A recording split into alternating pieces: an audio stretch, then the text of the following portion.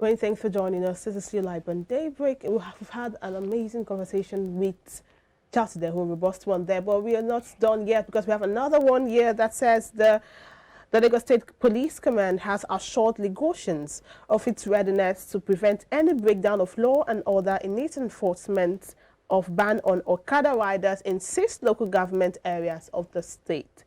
This was contained in a statement by the Police Public Relations Officer Benjamin Hundeyin on Monday. Adding that the attention of the police command had been drawn to a panic-laced message making rounds on social media purporting that motorcycle riders had concluded plans to disrupt social and commercial activities in the state from June 1, 2022. The command reiterated that enforcement of the ban on motorcycle in some local government areas of the state will be total, adding that every resistance will be quelled in accordance with the law. Charles Ideho still joins us right here in the studio, and we know how the ban of Okada has been in Lagos State and how much Okada, well, some persons are of the opinion that Okada is very important, how important it is. But with the statement from the local government, from the police commissioner, right, talking about how it plans not to whoever tries to disrupt the order would be brought to law. So what's your take on it? Just like other policies, other directives, other orders in Lagos in the past, I don't foresee any way Lagos State government will be able to sustain this for too long. Okay. There are political considerations. When the news first broke, that time when the governor met with security apparatus of the state and all that, they mentioned things like that. The Arewa Committee Lagos swiftly moved to say, please don't go ahead with the ban so that we can give you block vote. I'm sure you remember. So that's also political consideration. Because you know that a preponderance of those guys they are from the north and all that. But I think they later recanted to now say, okay, sorry, we're supporting you. But what the agency needs to do is that they need to do proper profiling. They even said, the Arewa Committee also said now that most of those guys who are riding Okada are not all entirely from the north. Most of them are Cameroonians, Chadians, and Nigerians and all that. So you don't just have a total blanket on all of them, pigeonhole everybody that say these are all not and all that. Right. So the political consideration is there. Another consideration is many of the Okadas that are being ridden by these boys are owned, some of them by military men as policemen, who also make money from that, and Mopo and all that. So, and these are the people you are giving the charge to enforce this law. So where would their loyalty lie? Would it lie with the government to say they clean the system? Would it lie with their own economic considerations? So that's also one of the things. But I think, again, if you look at why they have allowed these people to, spread all this political consideration, there are some policies that the government don't want to bring out and enforce so that they don't hurt some interests. And those interests are very powerful interests. But I won't go into that for certain reasons. So, but that interest is still there. The government will want to do, but the interest, they don't want to hurt the interest. So, except maybe the interest we're talking about now, that's okay, you go ahead. We can now begin to have a semblance of maybe sanity. They can take it, even in Kano, Kano, there's a ban on operating of Okada in Kano land, in Kano Metropolis. Okay, how about Benin, where I come from? When if came up with that ban, it was resisted in the beginning. But you understand? So people suffered it and all that. But over time, they began, as soon as it came, crime rate in Benin, not all the Edo, for instance, in Benin, reduced by about 70%. So when people saw that they were no longer being harassed, no back snatching, they said this is working, we'd rather trek long distance and have that safety than having them return, and then all of us have. So now in Edo State, in Benin particularly, the residents are the ones who are now helping the government to now enforce the law. But then in a place like Lagos, where I understand the point you're coming from, which I made known at the beginning of this conversation. In a place like Lagos, where it's highly traffic infested, now we saw the ban Lagos State government on the motorcycle hailing apps that would have made it easier. Yet I understand that evils are perpetrated through the use of motorcycles. As safety measure. Yeah, but then with the motorcycle hailing apps, wouldn't that have been a better option? At least right now, if this happens, which may be good at the long run, you would see that the roads which are already congested will be more congested. People will miss their flights. People will come to work late, and all of those things. We didn't even help Lagosians in that sense. Let me ask a question. Make it a rhetorical question. You don't have to answer me. Which would you prefer, a cleaner city or a city that is as polluted and as the noise pollution and everything? You are crossing the road, you are almost knocked down, you don't know where the Okada is coming from, right? It's coming from there. Which would you prefer? Of course, a cleaner city. Good. But now, see, there's always ride-hailing apps. There's always something must give when you are cleaning up a system. All the cities in the whole world, I've visited, privilege, I've taken me to a couple of countries and cities in the world where I never saw where they're using two-wheelers for, as a commercial means of transportation. Even when you go to India, where you have this rock, what do you call this? Like this Marwa.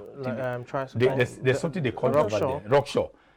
Philippines, Bangladesh and India, they have all these things over there. Asia. Yes, but look at their cities. Look at Dakar, but the Bangladeshi capital. It's so messed up because of this rickshaw and all that. But when you have cleaner system, you have cleaner transportation, which is why the Lagos State government came up with. It said the private sector couldn't do it alone. They came up with this BROT, which of course they also had to outsource to individuals. Yeah, and they even have smaller buses now for the interiors. So we need to go through this pain for us to get a cleaner system. I was almost robbed on my phone once upon a time. I was going, just as I was coming to TV station, right? Okay, I didn't drive that day. I was on it was around before 6 a.m. I had to go through newspaper. I was just, on a car that came, the guy who was there almost snatched my phone from my hand. But if we hadn't that, you won't find things like that. Yeah, on the one hand, we want to say, okay, people have to get jobs. On the other hand, they have to get jobs so that we can have an increased level of crime. Do you know what the level of crime these boys, not all of them are perpetrating? The other day we drove to, we had something to do at the local government. We had to drive through my 2 express. We go to that Oshodi express. Okay. When I got to my 2, drove to my 2. Something, the population of the Okada I saw there, in fact, I screamed. I feared because it just needs a strike of the match for there to be conflagration. So I think the Lagos State government has to go the whole hog. But thankfully, it's not all over Lagos. We have 6 local government and nine SCDs, making about 15 or so of them. So let us start from there and see how successful might be. Because what they're going to be having that, especially another where they are banned, all of them will all move on. But let's see how it goes. But I am of the opinion that we need to clean up the system. Because if Lagos is a mega city, you know what mega means? Mega city. The mega city should wear the look of mega.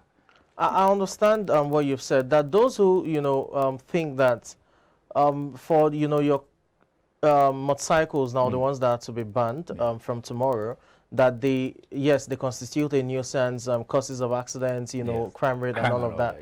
But that for the motorcycle hailing apps, those ones are, one, regulated. They have a body they operate underneath. 2, they have basic security equipment in terms of your helmet, knee pad, and all of that, and they can be tracked. Of course. In other words, if one of them perpetrates an evil from the tracking device, they can be tracked. Why was that phased out? That's the question some people are asking. Okay. Because for a mega city like Lagos, which is also overpopulated, it must be said, people still need means of transportation. And if the roads are congested, the motorcycles are alternative. So if you're scrapping out your Okadas, can we have the motorcycle hailing apps? That's what some people are clamoring for. We may. But again, what were some of the reasons that they stopped them from operating? One of them Conflicted interests. Where interest wasn't the overriding reason. Safety. I may not have offhand the number of people who got maimed, who died through that. You know, so a government has responsibility to keep people alive. Are you aware it's against the law for you to take your life? That you want to commit suicide, you fail, you are in trouble. So if you succeed, good. But if you don't succeed, you have committed crime against the state. Your own life. So government's part of the government is to keep people alive. So that's why they put measure in place. They put FRSC road, what do you call it? Federal Road Safety Corps, last man, management, and all of them in place to ensure that people don't get killed. They don't kill themselves. When you're overspeeding, it's your car. You bought it. Government will say no. You're overspeeding. There are people in your car. You don't get killed because you know why they need you to develop the economy.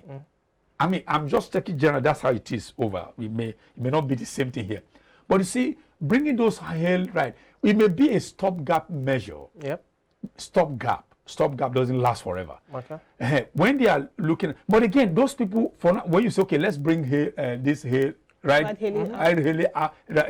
again, who are going to be going there? The guys who are banning from Okada are the one. Now, when you look at BROT, there was this red color BROT. Yes. There was blue color. Why did that one fail? Because those guys who came in there, you just gave them uniform. You didn't reform them. So where uniform doesn't reform you. So okay, you are no longer driving the yellow Molue, the ubiquitous Molue. But it's also what you did was that you change there's a change of nomenclature. There's no reformation of the character. It's the same thing. So have you not seen tricycles being driven as if they're driving Okada? Yes. Is the Okada rider who drive? So he took his attitude of two-wheeler to three-wheeler. It's the same thing. So except there is a reformation of character, except there is maybe a modicum of training that may be given to them. If not, when you take Okada out of the road and bring hail ride, those guys you're going to be now they have no job. They will all migrate into there and also be doing. So it's the same thing. Okay, let's look at it this way. There's the need to, curb the crime rates. That's the reason for, the ban, right? Or the predominant reason of the ban. But if you're banning the, riders or the Okada, as it were, don't you think crime rates would spike as a result of the high rate of unemployment? Because we have thousands of people who ride these, motorcycles. Yeah, it might. Which is why, again, I have to also look at what government. The question of can say, what measures has the government put in place to mitigate? Yeah. Because, for instance, I imagine if there has been power in this country, maybe a minimum of about 18 hours every day, and you are short of it, the running cost of businesses will fall. Exactly. You remember once upon a time in this Lagos, you had over 5 textile factories in Lagos. Yeah.